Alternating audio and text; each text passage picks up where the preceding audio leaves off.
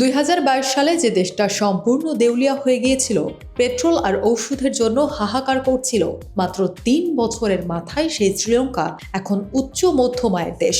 শুধু শ্রীলঙ্কাই না, আমাদের চোখের সামনে দিয়ে ভিয়েতনাম ও ফিলিপাইনও এই তালিকায় ঢুকে গেছে। অথচ বাংলাদেশ এখনও পড়ে আছে সেই আগের জায়গাতেই। বিশ্বব্যাংকের সর্বশেষ রিপোর্টে এই অবিশ্বাস্য তথ্য উঠে এসেছে। কিন্তু কিভাবে দেউলিয়া শ্রীলঙ্কা কিংবা যুদ্ধবিধ্বস্ত ইতিহাস থাকা ভিয়েতনাম এই ম্যাজিক দেখালো, আর বাংলাদেশই বা কেন পারল না?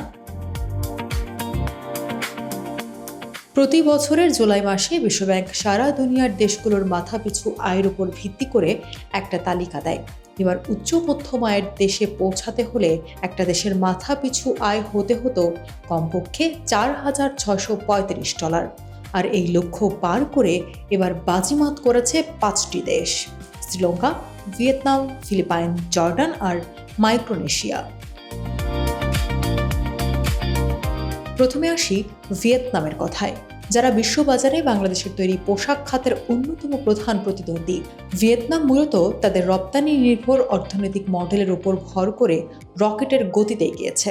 2024 এবং 2025 সালে তাদের রপ্তানি আয় বেড়েছে 15%-এরও বেশি, আর তাদের জিডিপি বৃদ্ধির হার ছিল 7 থেকে 8%। গত 5 বছরে তাদের জাতীয় আয় প্রতি বছর গড়ে 10% করে বেড়েছে। একেই বলে আসল অর্থনৈতিক বিস্ফোরণ। এবার শুনুন ফিলিপাইনের গল্প। তারা কিন্তু কোনো একটা নির্দিষ্ট খাতের উপর নির্ভর করেনি। তাদের ম্যানুফ্যাকচারিং, রেমিটেন্স এবং সেবা খাত সহ অর্থনীতির প্রায় সব প্রধান খাত একসাথে সমান তালে এগিয়েছে।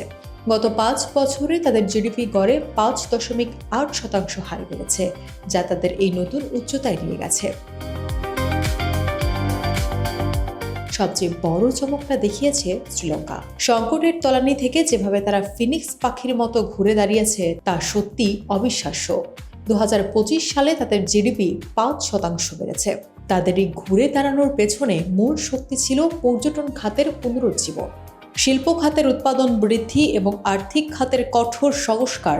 যদিও তারা সীমানাটা একদম অল্প ব্যবধানে পার করেছে, তাও এটা তাদের অর্থনৈতিক সক্ষমতার এক বিরাট প্রমাণ। অন্যদিকে জর্ডান তাদের অর্থনীতিতে দারুণ বুদ্ধির খেলা দেখিয়েছে। তারা তাদের জাতীয় হিসাব পুনরুদ্ধারণ বা রিক্যালকুলেট করেছে।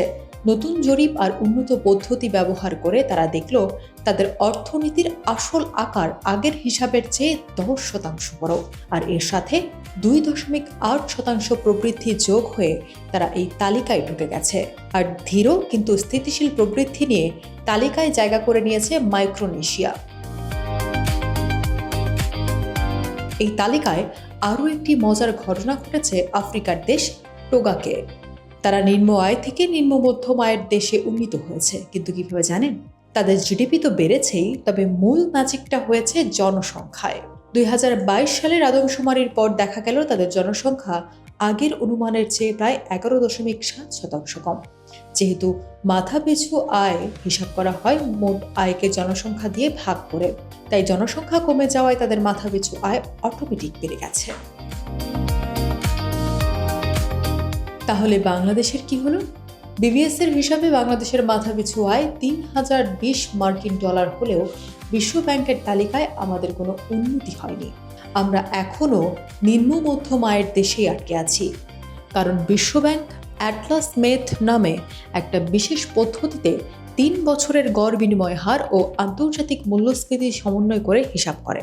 ফলে আমাদের টাকার অবমূল্যায়ন বা ডলারের দাম বাড়ার কারণে বিশ্বব্যাংকের হিসাবে আমাদের আয় সেই $4,635 সীমানা স্পর্শ করতে পারেনি। ভিয়েতনাম বা শ্রীলঙ্কার মতো বড় লাভ দিতে হলে আমাদেরও এখন রপ্তানি বহুমুখীকরণ এবং অর্থনীতির কাঠামোগত সংস্কারে মন দিতে হবে।